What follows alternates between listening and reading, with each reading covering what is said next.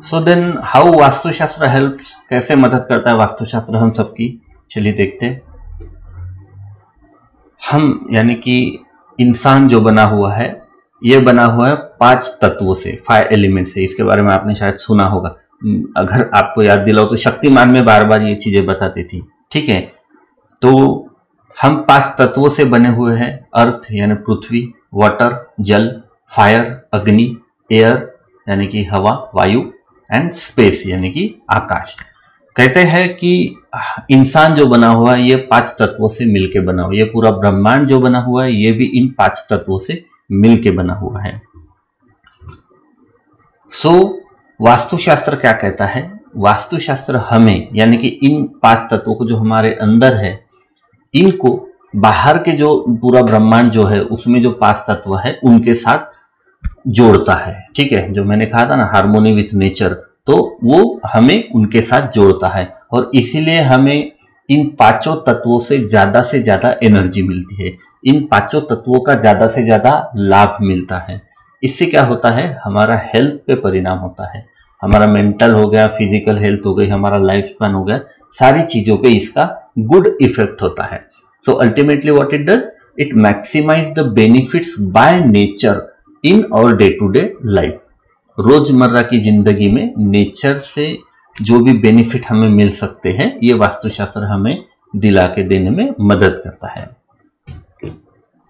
Then it makes our life healthy both mentally and physically. अब obvious सी बात है, देखिए जैसे आप डे टू डे लाइफ में जो फ्रेश एयर जो है हमारे, ठीक है, नेचर की तरफ से आने वाली जो फ्रेश एयर है वो आपको रोज रेगुलर मिल रही है, जो सनलाइट है उसका मैक्सिमम बेनिफिट आपको मिल रहा है, ठीक है, जो वेंटिलेशन है उसका मैक्सिमम बेनिफिट मिल रहा है आपको। जैसे सीजन चेंज होते हैं, जैसे विंटर सीजन होता है, समर सीजन होता है, रेनी सीजन होता है। अब सीजन चेंज होते हैं तो इसके हिसाब से हवा भी बदलती है, पानी भी बदलता है, सारी चीजें बदलती है, वेंटिलेशन बदलती है, सनलाइट बदलता है उसकी, मतलब जैसे समर में बहुत ज्यादा तेज धूप होती है, वही विंटर में नहीं होती है उतनी तेज धूप। तो हर ईयर, पूरे मतलब कंप्लीट ईयर में जैसे हर चीज बदलती है, तो वास्तुशास्त्र हमें हेल्प करता है कि हम उसके साथ खुद को मेंटेन कर पाए, ठीक है, उस तरह का वो एनवायरनमेंट बनाता है। और इससे क्या होता है, हमें बहुत मतलब जो मेंटली एंड फिजिकली हेल्थ जो है वो हमारी स्ट्रांग रहती है इसकी वजह से। तो इस तरह से वास्तुशास्त्र हमें मदद करता है। और बड़ी सिंपल सी बात है, अगर आप मेंटली एंड फिजिकली हेल्दी हो तो आप एज अ पर्सन भी आप हमेशा हैप्पी रहोगे, और अगर आप हैप्पी हो तो आपकी जिंदगी के सारे काम जो है वो भी हैप्पीली कंप्लीट हो जाएंगे। तो इस तरह से वास्तुशास्त्र हमें मदद करता है हमारी डे टू डे लाइफ में। तो ये जो हमने 5 तत्वों के बारे में बात की थी, 5 एलिमेंट डायग्राम, तो ये एक 5 एलिमेंट डायग्राम है। यहाँ पे आप देखिए, जैसे नॉर्थ हम अपर साइड में कंसीडर कर रहे हैं, तो north east south and west ये 4 हमारे बेसिक डायरेक्शंस है, and north east south west and north west ये हमारे सब डायमेंशन डायरेक्शंस है। तो ये हमारे ये 5 तत्व है, एयर, ये water, fire, earth and space. Vastu Shastra के हिसाब से इनका पोजीशन भी ये फिक्स्ड है, मतलब ये रैंडमली लिखे हुए नहीं है। ये जो नॉर्थ वेस्ट कॉर्नर है, एयर का पोजीशनिंग यहीं पे होता है। ये जो वाटर का है, नॉर्थ और ईस्ट के इसमें यहाँ पे वाटर कंसीडर किया है। साउथ एंड ईस्ट यहाँ पे फायर का प्लेस होता है, एंड साउथ एंड वेस्ट यहाँ पे अर्थ का स्पेस होता है, मतलब प्लेस होता है। एंड जो सेंटर पोजीशन है वो हम आकाश यानी स्पेस, ब्रह्म स्थान जिसको भी बोलते हैं, ये स्पेस हो गया, ठीक है। अब इस एक आपको एग्जांपल देता हूँ, जैसे घर में बोर कोई करते हैं, ठीक है, बोरवेल कोई करते हैं, तो आप देखना जो कोई पानी देखने वाला हम बुलाते हैं, या फिर कोई ज्योतिषी बुलाते हैं, मतलब या फिर जो बोर करने वाला है वो खुद भी अगर करे तो मोस्टली वो प्रेफर करता है ईशान्य कोण में, यानी कि नॉर्थ ईस्ट कॉर्नर में बोर करना, राइट, अगर पॉसिबल है तो यहाँ पे मोस्टली पानी लगने के चांसेस है, ऐसा वो बताते हैं। तो क्यों? क्योंकि ये वाटर पोजीशन है वास्तुशास्त्र के हिसाब से, इसलिए यहाँ पे ज्यादा से ज्यादा ट्राई करते हैं। फायर जैसे साउथ ईस्ट में अभी फायर दिखाया हुआ है, आपने देखा कि जो किचन होती है, किचन मोस्टली आग्नेय कोण में यानी कि साउथ ईस्ट कॉर्नर में होता है, तो ये फायर का प्लेस है, इसलिए किचन भी ये इसी साइड में होती है, ठीक है।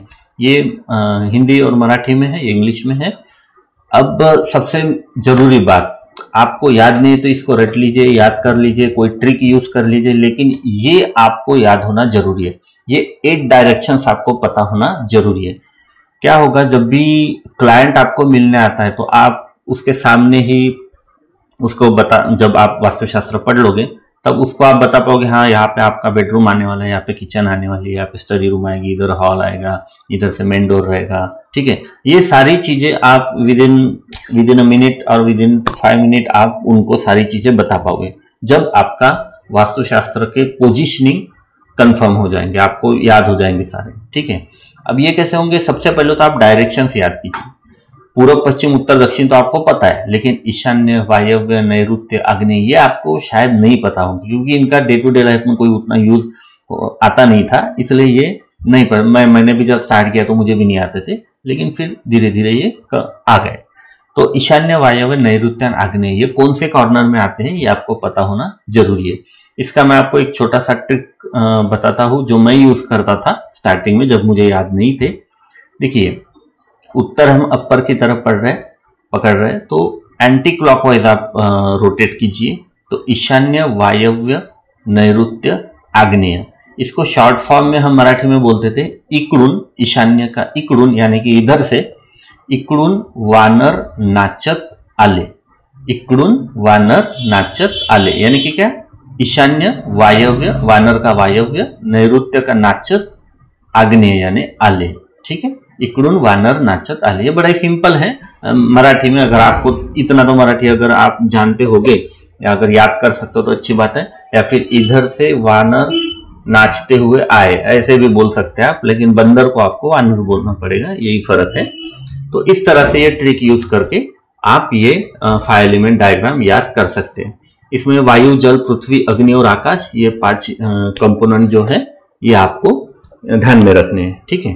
तो इस तरह से गाइज वास्तुशास्त्र हमें क्या हेल्प कर सकता है ये हमने इसमें देखा है। तो इसी के जो बेनिफिट्स है ये वास्तुशास्त्र की लैंग्वेज में आपको क्लाइंट को बताते आना जरूरी है। मतलब आपको अगर नॉलेज अच्छा रहा तो आप भी उनको इसी तरह से बता पाओगे।